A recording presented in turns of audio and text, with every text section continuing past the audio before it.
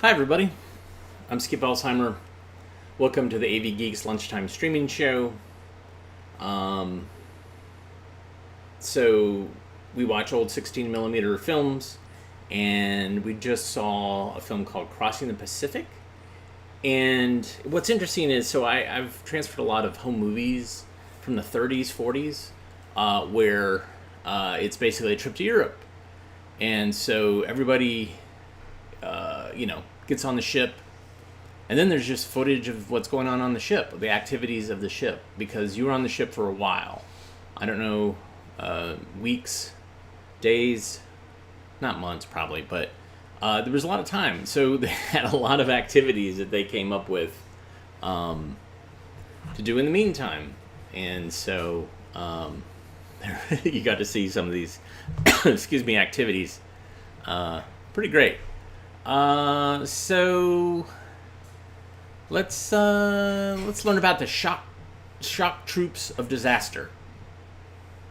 Enjoy.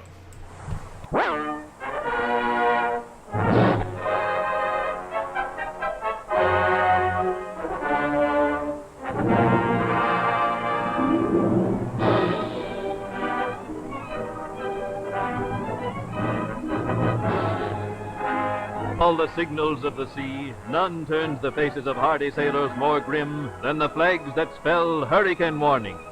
One morning late in September 1938, the dread signal swung aloft along the Florida coast. Up from the West Indies, cradle of hurricanes, moved the Terror, a pit of low atmospheric pressure into which the air rushed from all directions to form a whirling, shrieking vortex of high wind and heavy rain. Hurricane! The Coast Guard watched it warily as it moved northward, paralleling the coast. That night it was off the Carolinas. Next morning it was off Maryland and Delaware, apparently swinging harmlessly out into the Atlantic. But a high-pressure area at sea deflected the hurricane back toward land. September 21st, in mid-afternoon, this tropical terror struck, swept over outer Long Island, swept into thickly settled, highly developed New England, struck with winds roaring 100, 150, almost 200 miles an hour. Tidal waves 30 to 40 feet high struck a section unprepared.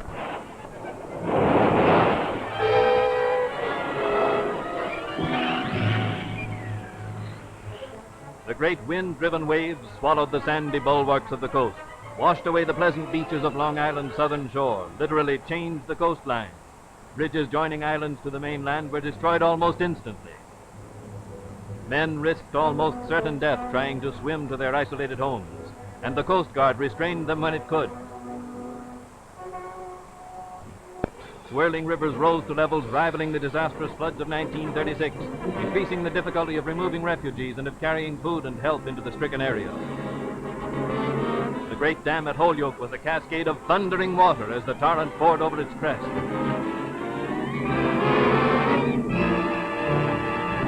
Hartford was one of several cities along the banks of the Connecticut River to be partially inundated by rising waters. An immediate result of the storm was the complete disruption of transportation. Bridges were washed out, roads were blocked.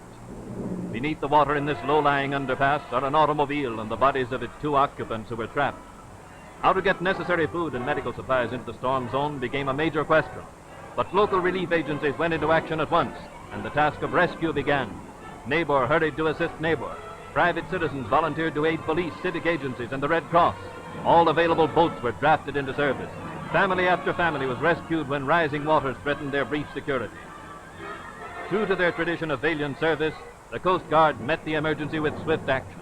From the coastal islands, some of which were completely swept by gigantic waves, Coast Guard boats brought survivors to safety.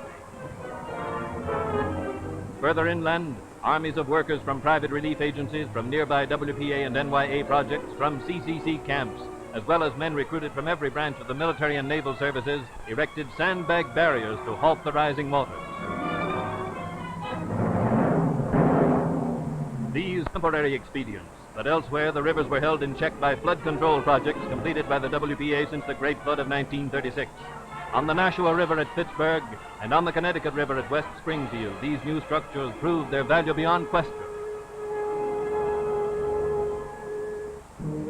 In 3 days, an army of 110,000 WPA workers had been shifted to emergency storm and flood duty. Every little man with a pick on this map represents 1,000 workers of the WPA. manpower turning from regular public improvements and services into the breach in time of dire need.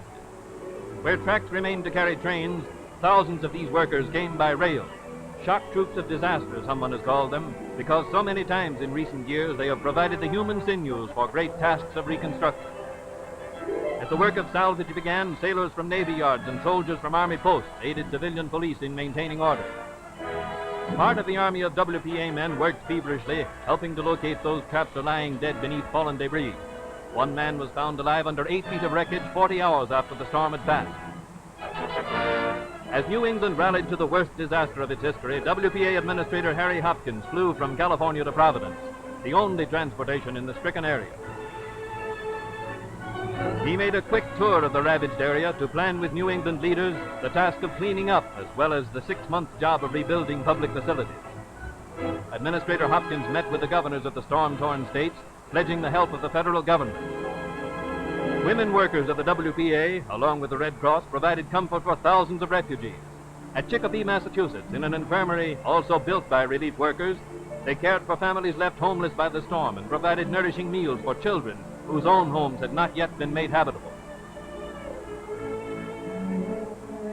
Sewing rooms like this one prepared warm, dry clothes for all the needy. Every emergency unit, local and federal, swung into action to distribute food to the hungry.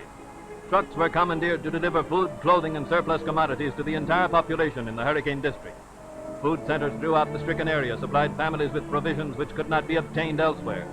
Convenience centers were set up for the distribution of clothes donated by the Red Cross and those made in the WPA sewing rooms.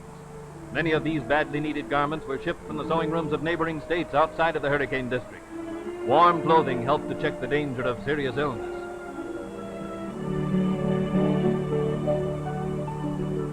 Stubbornly, the ghastly wreckage of the storm gave way, and the realization came that it would not be days, but months before normal life could be resumed.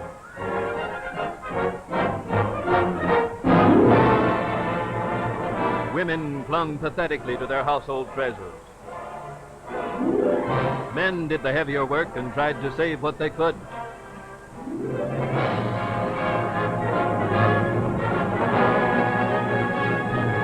In many towns, like this one in Rhode Island, tons of mud and sand washed over the main highways.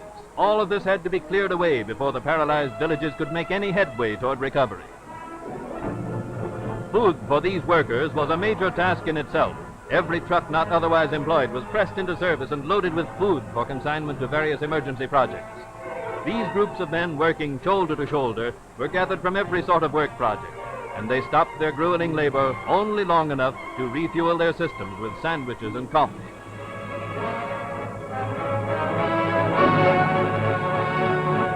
But man needed the help of machinery in his task.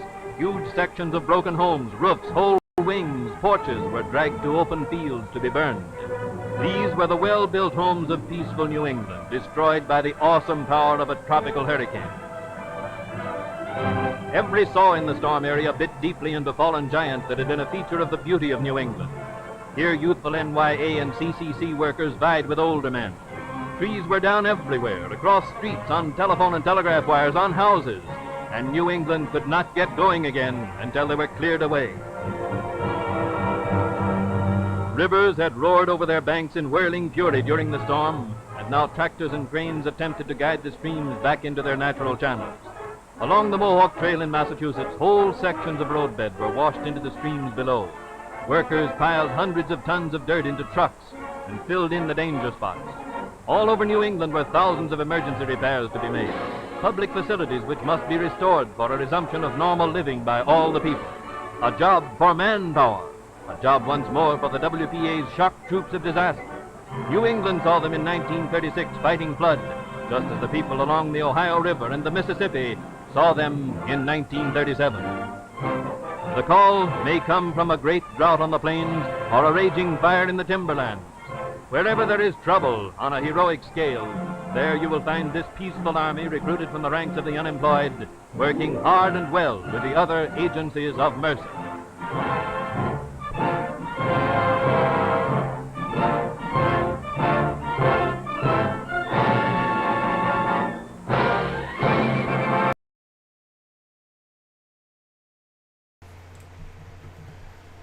Oh, yeah. I love it. I love that. That kind of newsreel banter. Yeah, hurricanes, man. They're the real deal here in North Carolina. Um, so, and that was a WPA film, so government film during the Depression to find jobs for people because the economy had crashed, and there was a lot of really great stuff done during WPA. I think the infrastructure for the United States was really done with WPA labor. But that's because I'm a socialist. So, there we go. Get off my soapbox. Let's read some maps. Enjoy.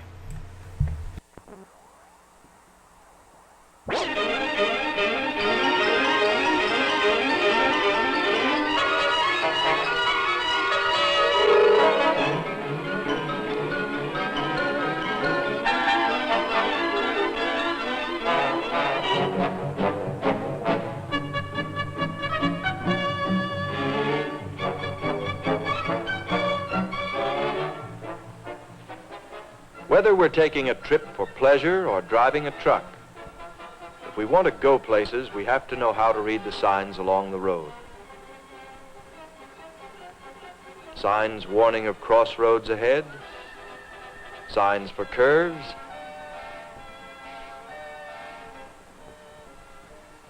signs telling where the roads go. All these signs stand for real things. They're a kind of sign language that tell us what to do on the road. But suppose we want to know something more. For instance, to find out what road to take in unfamiliar country. For this, we have to look at a map.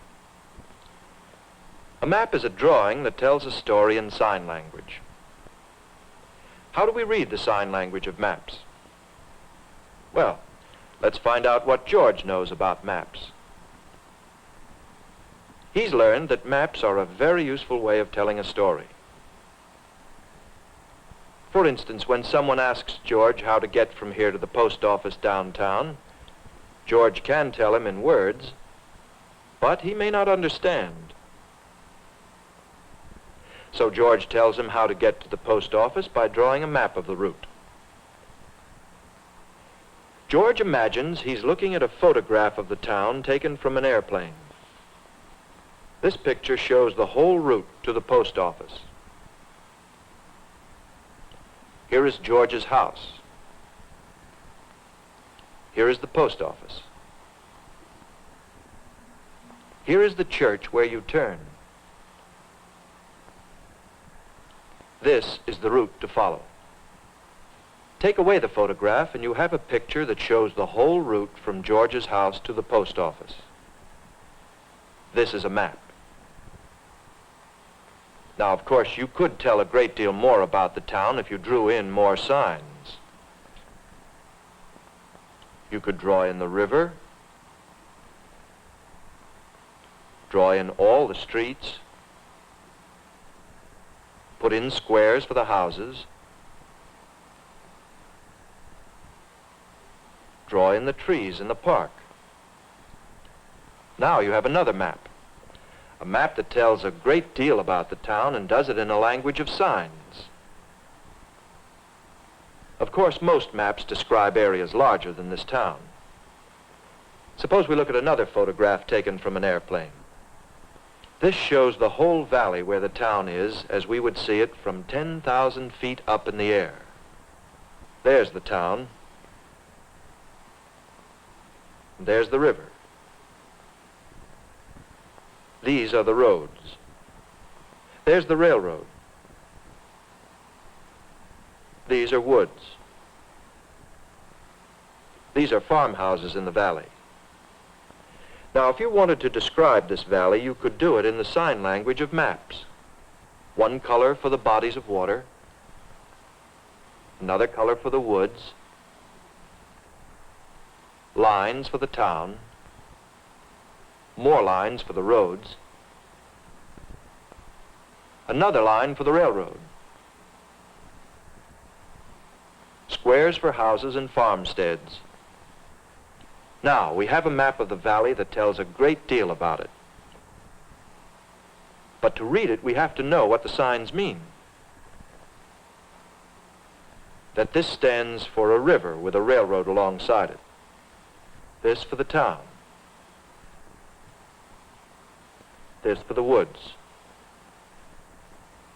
These squares for houses and farmsteads. All these signs describe what's in the valley.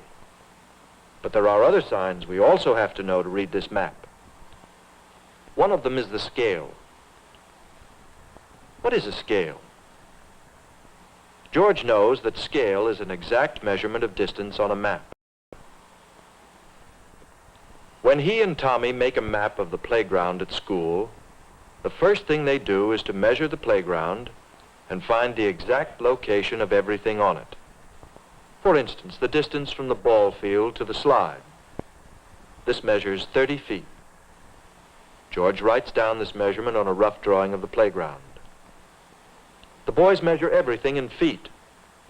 But when they come to make the finished map, they have to change these measurements from feet to inches.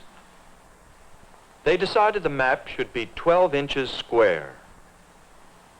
But the playground is 120 feet square. Dividing 12 into 120 gives 10. So 1 inch on the map has to stand for 10 feet on the playground. This is their scale. And so, since the ball field is 30 feet from the slide, George draws in the slide 3 inches from the ball field on the map.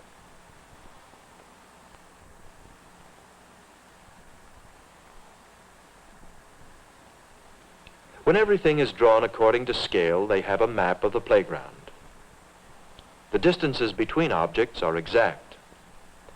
But before anyone can read the map, George has to write down the scale. 1 inch equals 10 feet on the playground.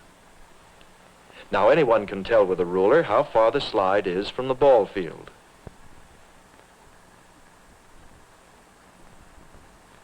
Larger maps are made in much the same way. Surveyors and map makers can make maps right out in the countryside. They use instruments that give them exact measurements to scale.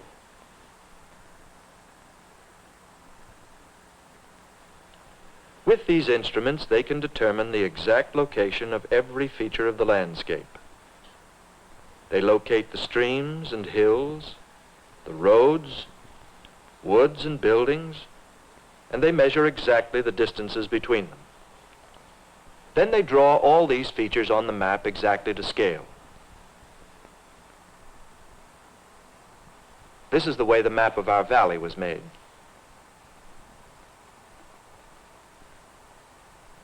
Everything the map maker measured was set down on the finished map in the language of signs. Now, to use this map, we have to read all the signs shown on it. First, the scale. The scale tells us 3 inches on the map stand for a mile in the valley. So this lake must be about a mile from town. Next, there's the direction sign. This tells us that the top of the map is north. So we go north and west to the lake. Besides the direction sign and the scale, there's something else to read. This is the legend, telling us the meaning of the signs on the map.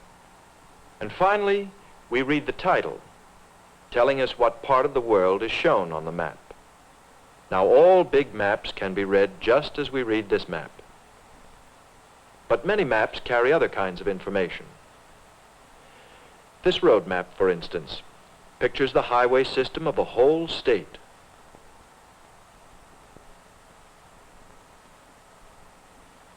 The driver can tell what information it carries by looking at the title and the legend. If he wants to choose a route to take to his destination, he can find it on the map. The map tells him what road to take, how far it is to his destination, and it tells him much more than this.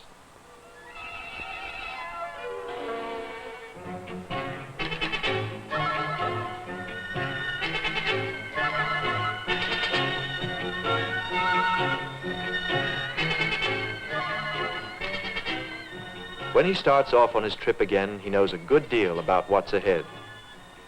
He knows what towns and cities he will pass through on his way, how big they are and how far away they are. He knows what the condition of the road will be, where the road will curve, and where it will go straight.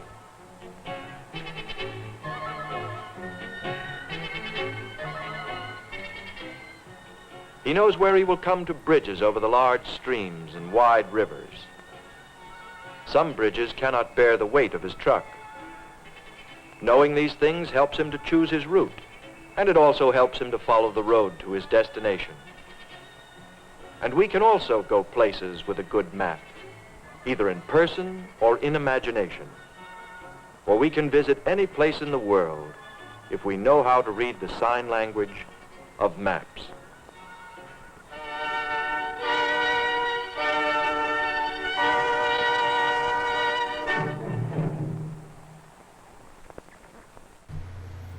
So yes, it happened. I got confused with a telecine made out of lasagna, and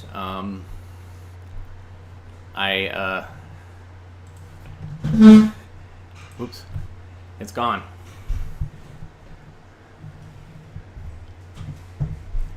It's totally gone. The flash transfer 16 is gone into another room, and the plan is we're going to move the Blackmagic Cintel in here, and I will have better fidelity in transferring and higher quality in transferring film, and we'll be able to do high quality scans while we're watching the films versus that machine, which can only do SD scans. So we're going to try that out and see if that works.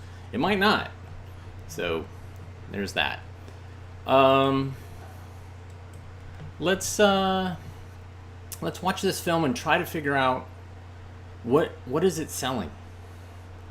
This is a beautiful color, beautiful narrative where mom is obviously the head of the household. Everything pivots around her, and let's see what she wants and what's being sold. This is Decorating Unlimited. Nancy, Kevin, hurry up, it's late. I can't find my notebook. Look in the bookcase. I just did. Where else should I look?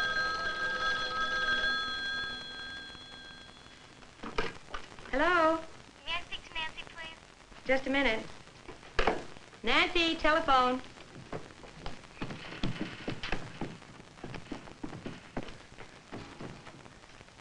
Hello? Oh, hi, Elsie. Yeah, see you in 10 minutes. Couldn't we get a telephone in my room, Mother? We'll see. Oh, Mother! Yes. You have to come up. I need you desperately.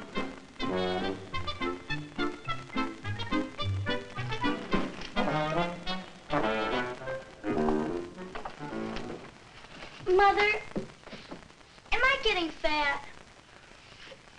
Is that what you got me up here for? Well, am I? No, you're not. And how many times have I told you not to stand on the chair? But we don't have a full-length mirror. And you yourself said it was getting late. Nancy, that's enough. And don't forget your leotard ballet class today. Jeannie! Yes. Jeannie, honey, where is my blue suit, you know? Blue suit. Oh, it's at the cleaners. If you get a chance today, would you call and ask them to deliver it? I've made a note. Thanks, honey.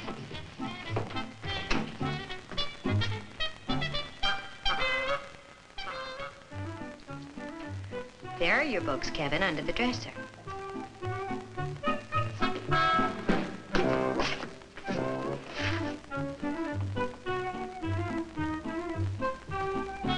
Peter.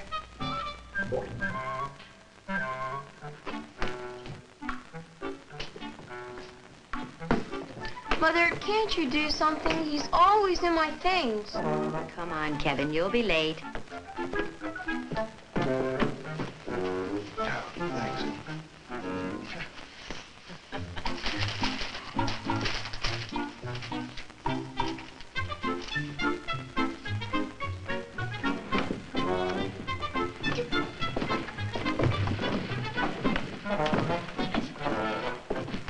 Bye, Mom. Bye, Dad.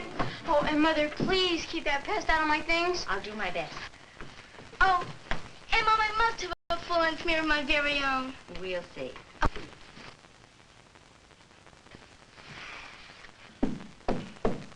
You've got a busy day ahead. Deed. Huh?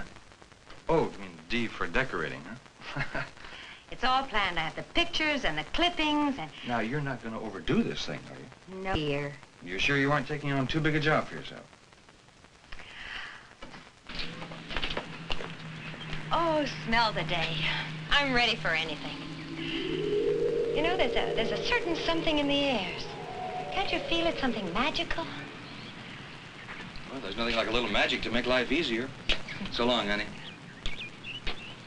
Oh, Fred, you forgot something. I remember, not a cent more than we planned. Of course not.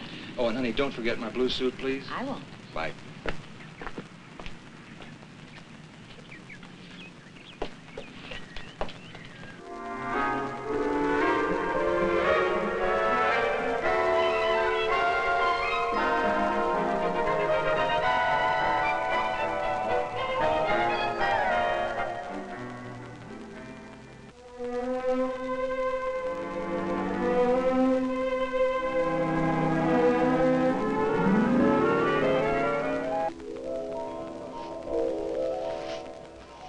Oh, Well, is there something wrong, lady? The wrong color? no. It's just that I didn't expect you so soon. Well, I'm here. Is there something else you wanted me to paint in this room? Yes. The furniture. I want something lighter and more feminine for Nancy than maple. Can do. I'd like this color. I'm trying for... You see this picture? Yeah, I'm trying for this effect. Oh, I get it. You want pink. Yes. The room all one color, but different shades. That makes the room look a lot bigger. Yes. Oh, excuse me.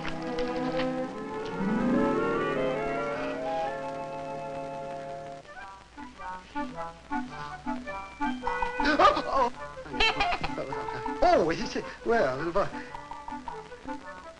yeah, that's cute. That's it. Take it. That's it. Right there. Go. Good.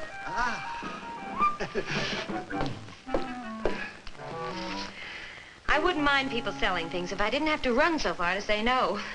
Now, let's see, where were we? Oh, yes. We'll put a closet there and there with a bed in between, giving an alcove effect. And then we'll stretch a candlewick spread over the inside walls of the alcove. And then... Well, lady, why don't you go and see what's going on in the boys' room? Oh?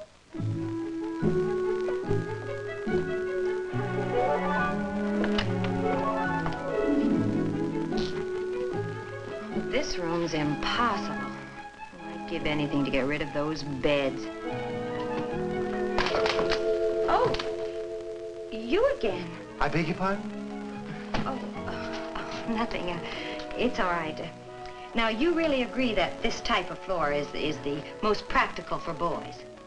Well, it's easier to keep clean. It's cheaper, too. You won't have to worry about the boys spilling. It's just easier all around. That's for me.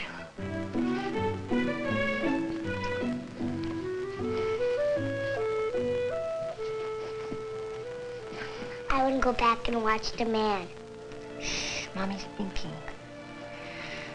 I'm going to need help with this room. Can I help you, Mommy? Thank you, sweetie. But I mean help from some expert, like a decorator.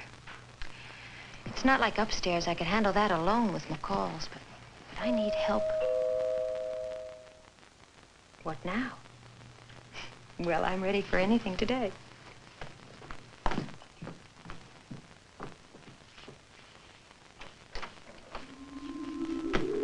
do you do? I was hoping it might be you. Well, this seems to be your day. I'm here.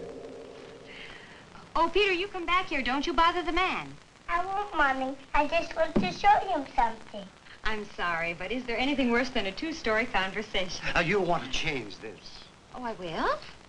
Okay. As soon as possible, but we'll see to that. Oh, well, fine. Won't you come in?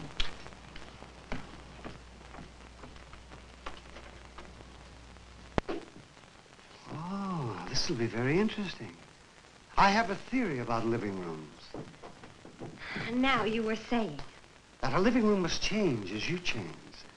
And since you will eventually convert the basement to a family room, you can afford a more formal living room.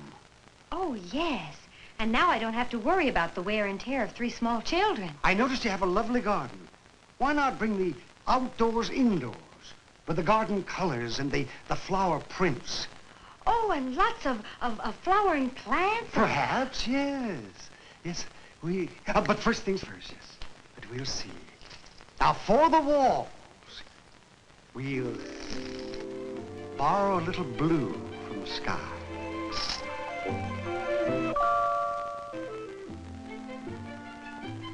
Why, they're beautiful. And I love that lattice work on those bookcases. Ah, yes. And next, I think, the floors. Following the outdoor-indoor theme, we'll cover the floors with a slate-type vinyl. And then a soft Oh, that shade's so restful with the blue walls. I think... Now, as for furniture, we'll use the colors from your very own garden. Now, let me see. That wingback chair Oh, that's Fred's favorite chair. I don't think he... would look best right there. Looks comfortable, don't you think? Now, the sofa would work nicely as a room divider. You see, it's high enough to separate the living and dining areas. And then right behind the sofa, we'll put from floor to ceiling a folding wooden screen. Oh, but aren't they expensive? By no means. See, you can get the panels already made. And then we'll paint them white, using the color of the walls as a contrasting trim.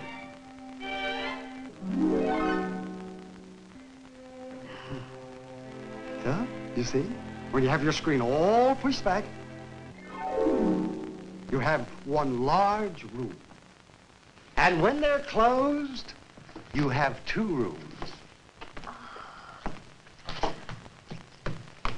Mommy, I'm hungry.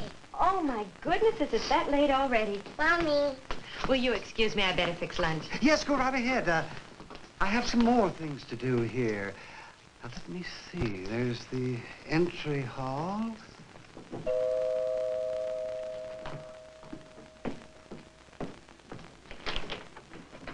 I'm from the telephone company. Oh, come on in. My new home interphone.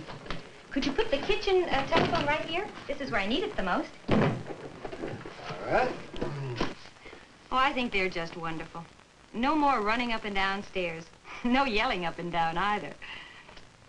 They do just about everything but babysit. They may even do that. How's that, man? It's fine.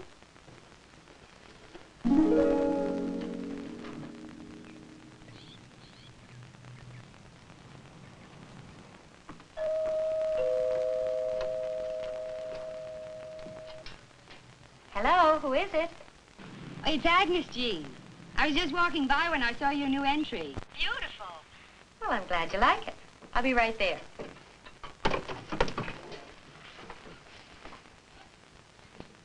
New entry?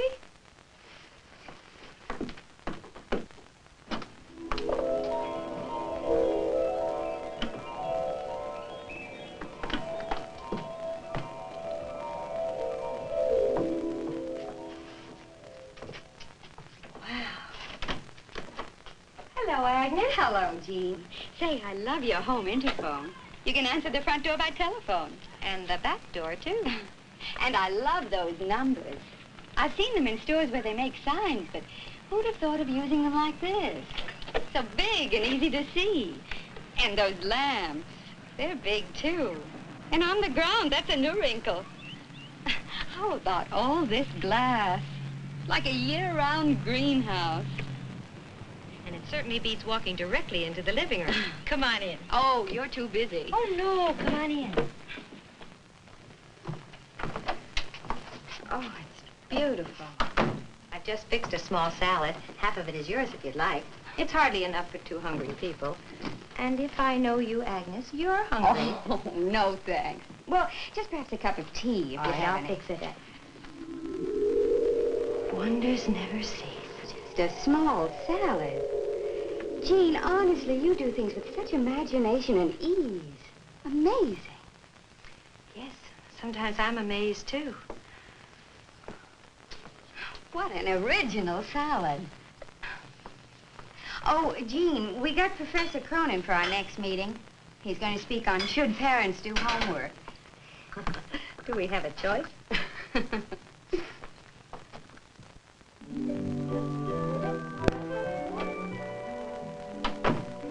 Hey, not bad. Hi, Mom. Hi. Hello, Kevin. How's school? All right, I guess. Just wait until you see what's happened in your room.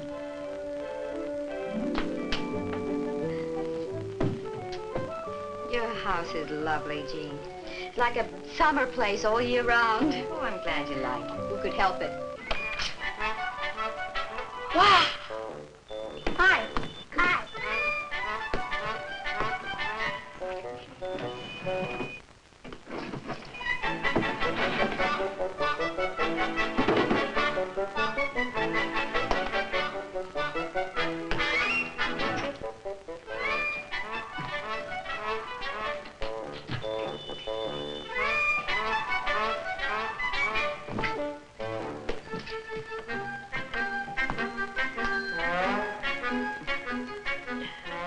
How do you like it?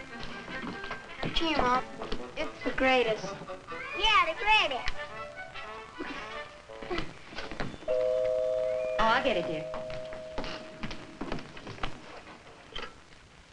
Yes. Yes. Furniture Mart. Table and chairs, lady. Oh, at last. Bring them in, will you? I'll be right down. Okay, lady. Wherever you are.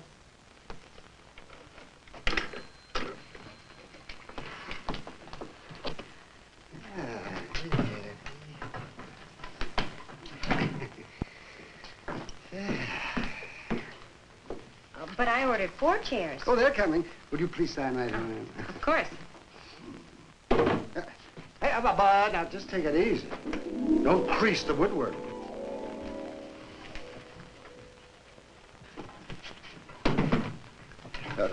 You sign it. Oh. Thank you very much. Anytime, lady. Yeah. This is nice. Nice.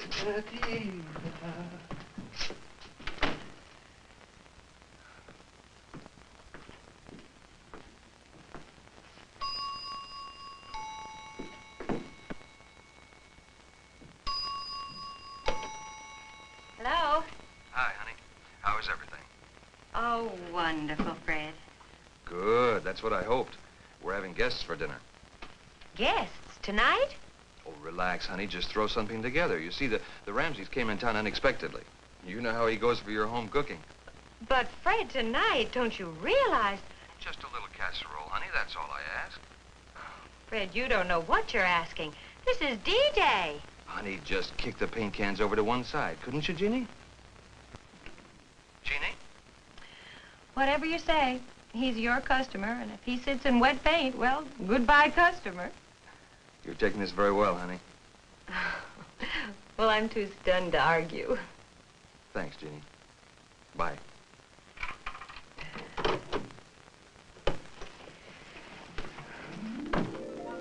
Wow. Hi, Mom, I'm home. Hi, dear. How was your ballet class? Okay, any calls? Nope. Oh, pooh.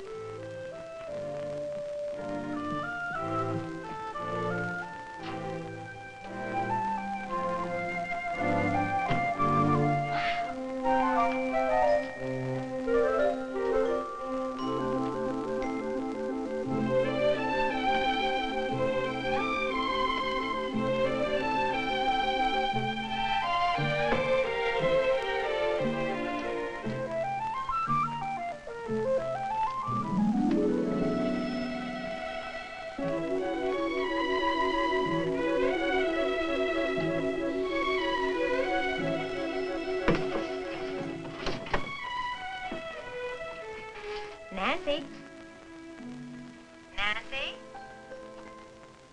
Mother, where are you? I'm right here. How do you like it? It's nice, isn't it? Oh, Mother, it's fabulous. Oh, I'm glad you're happy. And this new interphone is great. Why, you don't even have to pick up the phone.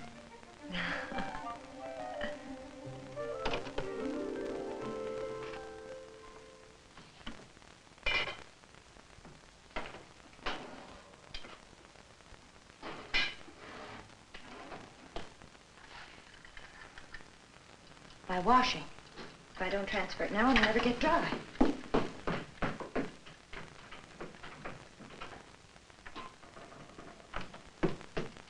Oh, what?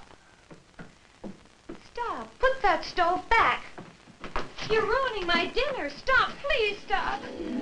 Oh, it's you. Mrs. Rogers, your beef casserole is doing fine.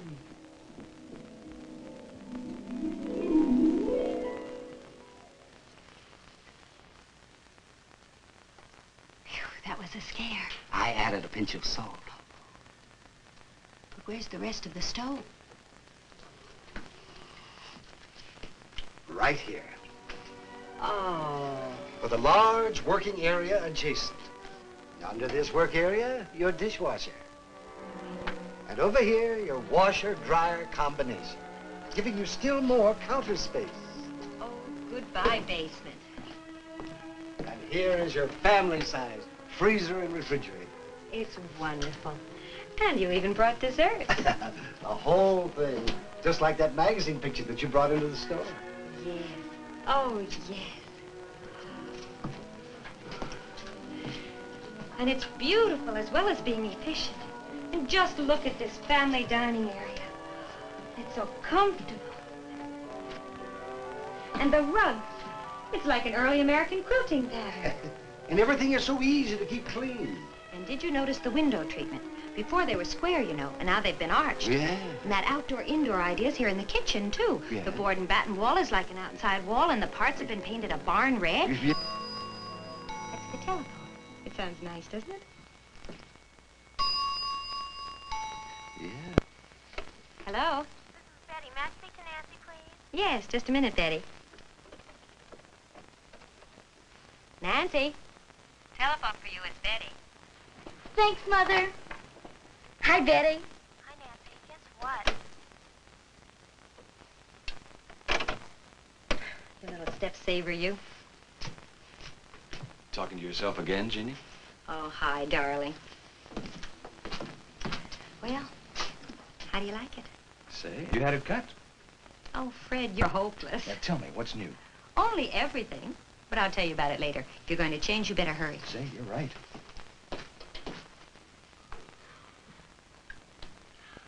Oh, Mother, you look beautiful in your new dress.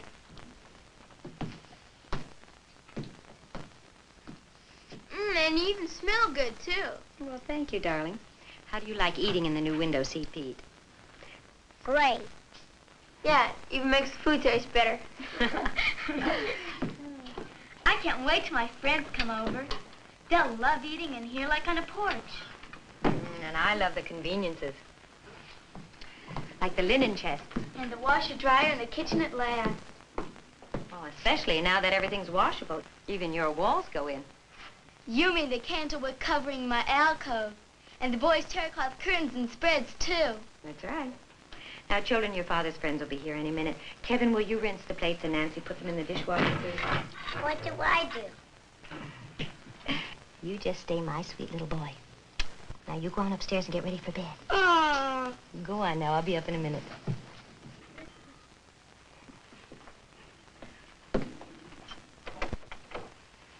Fred? Yes, Jeannie? They'll be here any minute. Would you answer the doorbell? I'm pretty busy. Sure, honey.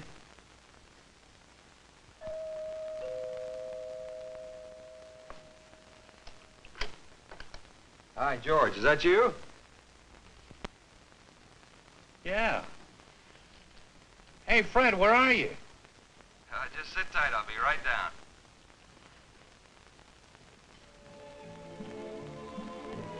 You know, the minute I came in, I knew there was something different. Why, it's the garden-style furniture. It's so light in color and design. And of course, all the glass. And during the day, it's wonderful. It's like being outside when you're inside. Or inside out. Well, there's one thing that hasn't changed. The food's just as good as ever. It certainly is. Well, thank you. Let's go into the living room and have coffee. Oh, wonderful. Oh, that wife of yours, what a cook. Glad you could come, George. Jeannie, I'm going to run upstairs and check on Peter. Our young restless the last couple nights. You don't have to, with a new home interphone. The telephone in the boys' room picks up every noise, and we can hear it down here. Like this.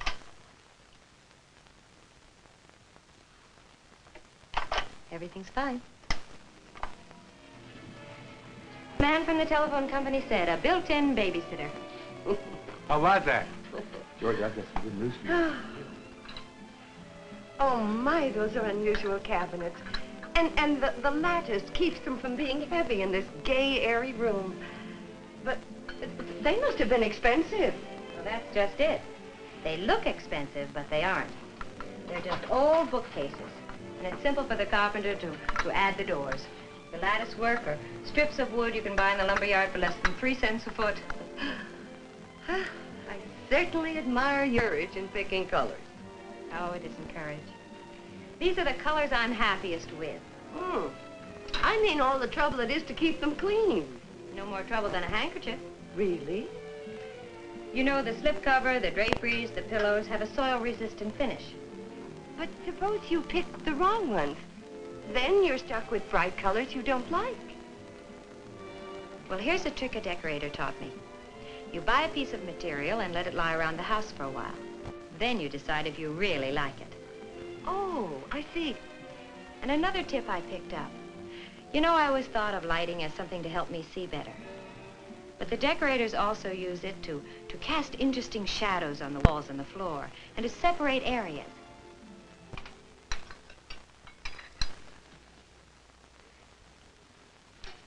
It was a nice evening, wasn't it?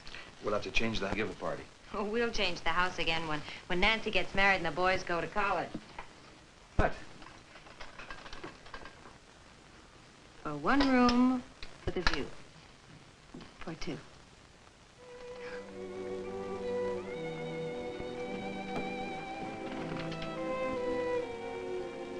And you know, I only came upstairs 3 times today. Thanks to Alexander Graham Bell. Say, this is wonderful. Oh? You mean you like the decorating? I mean, you got my blue suit. Oh.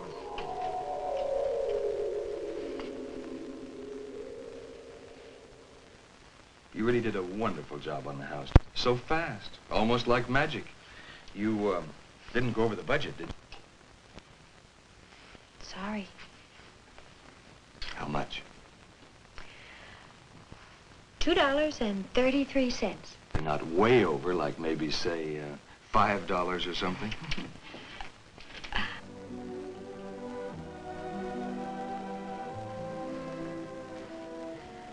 You know, Fred, I wonder if I should have tried beige in the living room instead of blue.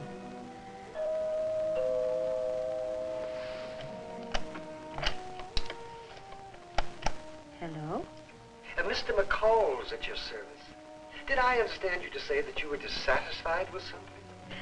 I should have known you could hear me. No, don't give it another thought. Everything's picked. Everything. I'm glad to hear it.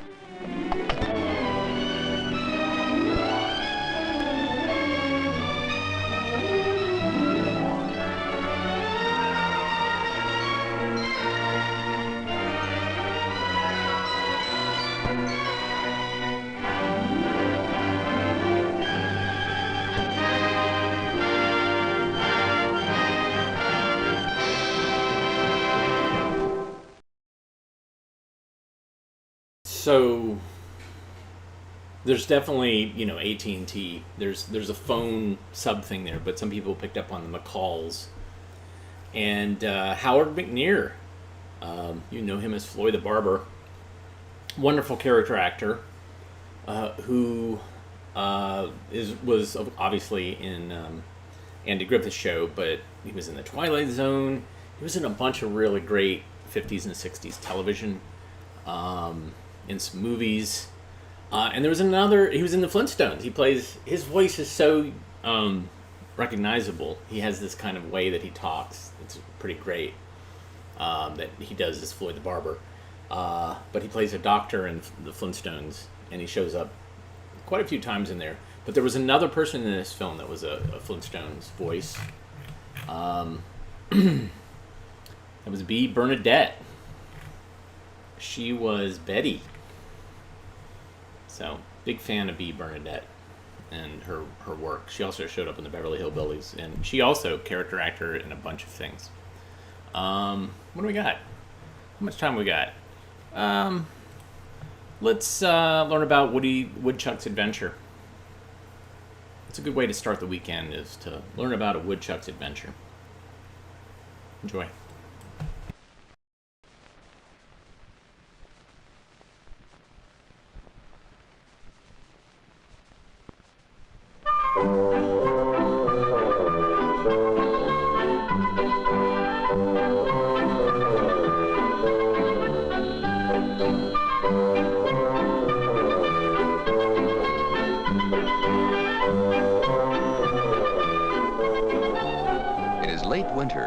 Father Woodchuck is looking out from the doorway of his underground home. All winter long, he and Mrs. Woodchuck have been asleep, waiting for spring.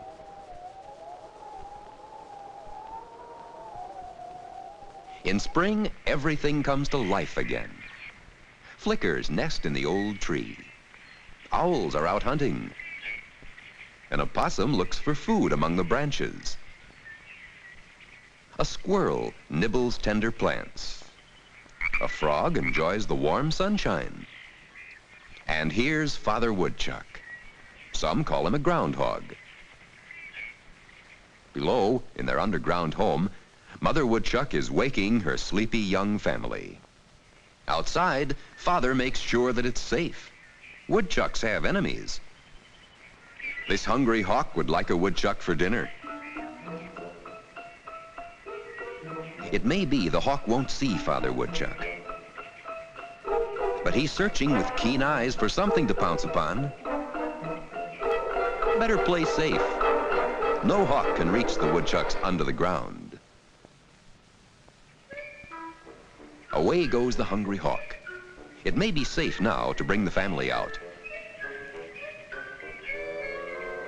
Has the hawk gone? Yes. It's all clear.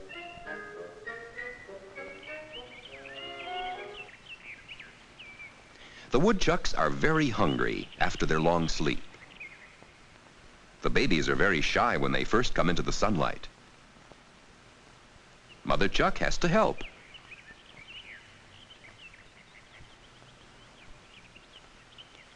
There are many things to eat. Grass, tender leaves, roots. Even so, Mother has to push the timid babies toward their food.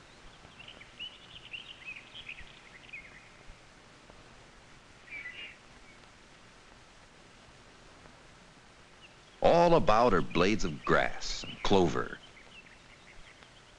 On every bush are fresh green leaves, and these are Mother Woodchuck's favorites. Look! A battle for a piece of carrot Father Woodchuck has brought in. How the babies fight over it. Hungry little chucks can be pretty rough.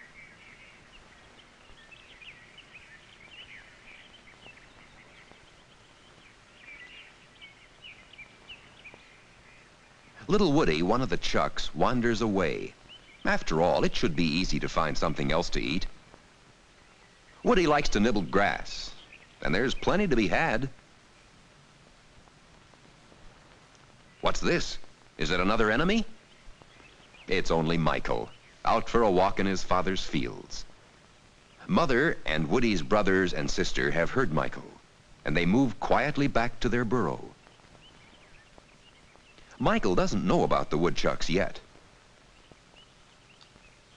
And Woody is much too busy to listen for signs of danger.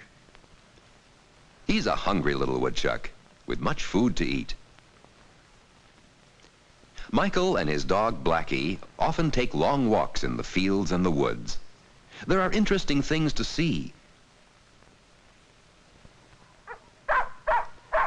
Michael and Blackie are coming close. Michael sees little Woody. Now Woody has seen Michael. He creeps away. There goes Blackie.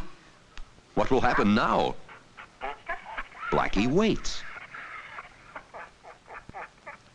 Woody lies very still. Now he can stand it no longer. Woody's hurrying back to his home. Away dashes Blackie. Quickly he catches up. But what should he do now? Woodchucks have sharp teeth, and they can fight. Better wait for Michael. Look out! What a brave little woodchuck to jump right out at a big black dog. Away goes Woody to hide under a bush. It would be fun to have a baby woodchuck for a pet. Careful, Michael. That's a safe way to take hold of a woodchuck.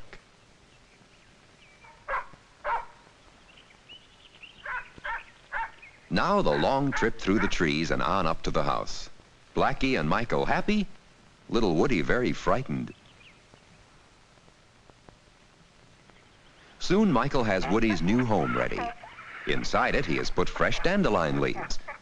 Will Woody try to get out, or will he eat the dandelions? Well, Woody is a sensible little fellow. After all, his new home seems safe. And what woodchuck can refuse crisp dandelion leaves?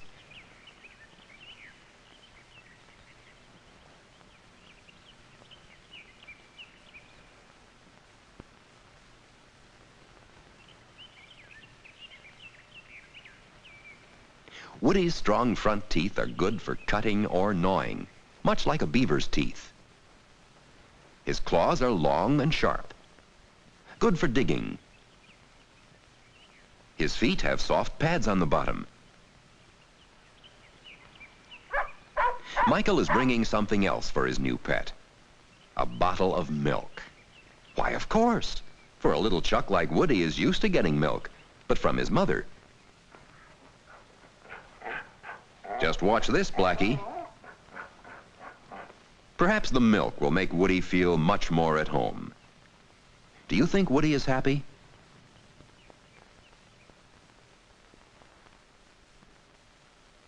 Back you go, Woody. Oops. Here, Woody. Woody. Away he goes, straight for his home. Woody scoots home so quickly he frightens the whole family. Soon he has a big story to tell everybody.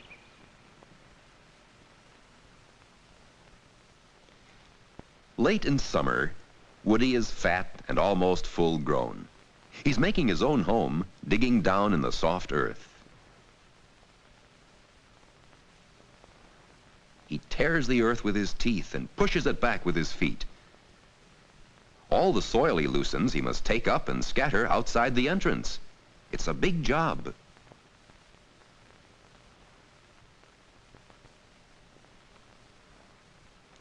Out of the burrow it flies. Woody's new home will soon be finished. Here's a woodchuck's underground home. The entrance under a tree or rock, a tunnel down to the main room and to several smaller rooms, and an opening into the field, a back door for fresh air and protection. Woody is clearing his tunnel.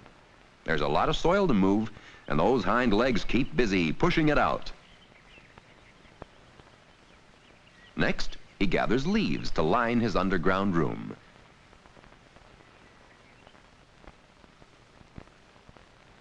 He keeps steadily at it, for cold weather will soon be here.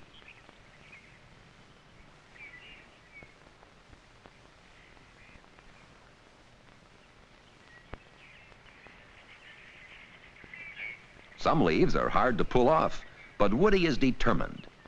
So at last he has a big, big mouthful of leaves. Here's the last step in getting ready for winter. It's to close the tunnel that leads down to the big room.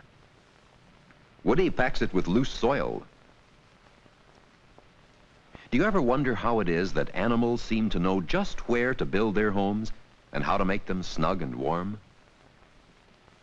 Autumn comes, and leaves change color and fall. Nights are cold. Winter is coming.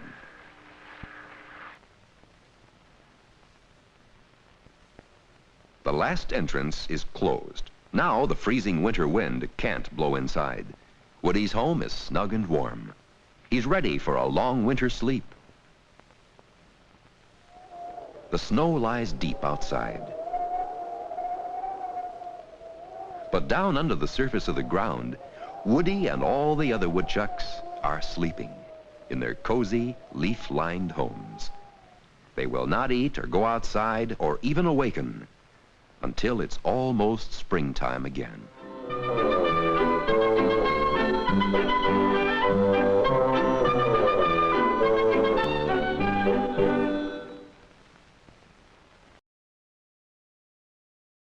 Woody. In spite of what they say in the film, do not pick up a wild woodchuck.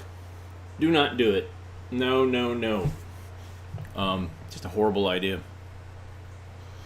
Thanks everybody for tuning in today. I appreciate your comments and you guys notice the details. And so in theory, if everything works out okay, we'll have a new scanner set up on Monday, and we'll be watching films from that. And hopefully that will be better quality. I'm hoping. We're, doing a series of tests to make sure we can get the quality, keep the quality, and make it better. Somebody said, we're always striving here. And it's true. We're always striving to make things harder for myself. That's how I do home movie days. I'm like, well, that was great. Let's add this now. And then it all collapses like a house of cards. But thanks for tuning in. If you like what you saw, please hit the thumbs up button or the like button or the notification bell. Or, when I watch other people's video podcasts, I see they point somewhere. Like, what this button down here, hit that. Not that, but that. And hit the other positive things. And I don't know. I haven't had time to sit down and really look at it. And I watch YouTube on my television, so I don't really know. When they're pointing at something, there's no button down there, so I don't know what they're talking about. Anyhow, appreciate your comments, your time, and we'll be back on Monday. Everybody have a great weekend, and we will see you soon. Take care.